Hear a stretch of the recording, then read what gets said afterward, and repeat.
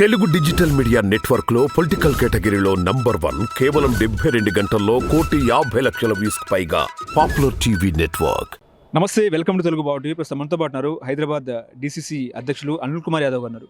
Sir, ముఖ్యంగా Congress party పవర్లోకి వచ్చింది, ఎట్లా ఫీల్ అవుతున్నారండి?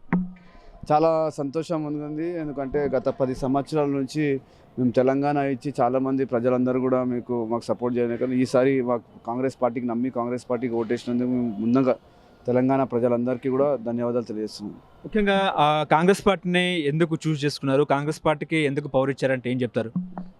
అంటే తెలంగాణ ప్రజలు కాంగ్రెస్ పార్టీ తెలంగాణ ఇచ్చిన తర్వాత కూడా బీఆర్ఎస్ అంటే టీఆర్ఎస్కి నమ్మి ఒక అవకాశం ఇచ్చింది, వాళ్ళు ఏదో చేసేస్తారని. ఒక్కసారి కాదు, 2 సార్లు అవకాశం ఇచ్చింది. బట్ అన్ఫార్చునేట్లీ ఆయన కేవలం వాళ్ళ కుటుంబానికే పరిమితం అయిపోయిండు. కుటుంబాన్ని సంపాదనకి తెలంగాణ ప్రజల గురించి ఏం చేయలేడు.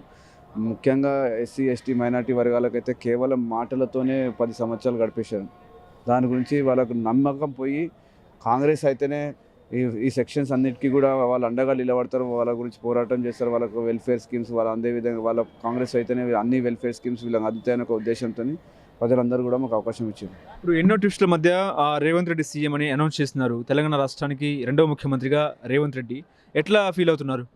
చాలా ఆనందంగా ఉంది. ఎందుకంటే ఏ విధంగానైతే రేవంత్ అన్న కష్టపడ్డాడో, ఏ విధంగానైతే మొత్తం తెలంగాణ ప్రజలలో ఒక నమ్మకం తీసుకొచ్చి ఈరోజు తెలంగాణ మొత్తం ఈరోజు రేవంత్ అన్న వైపు చూస్తున్నారు కనుక, ముఖ్యమంత్రి గారు వైపు చూస్తున్నారు కనుక వాళ్ళందరూ నమ్మకం ఇంకెక్కువ పని చేసి చూపెడతారు.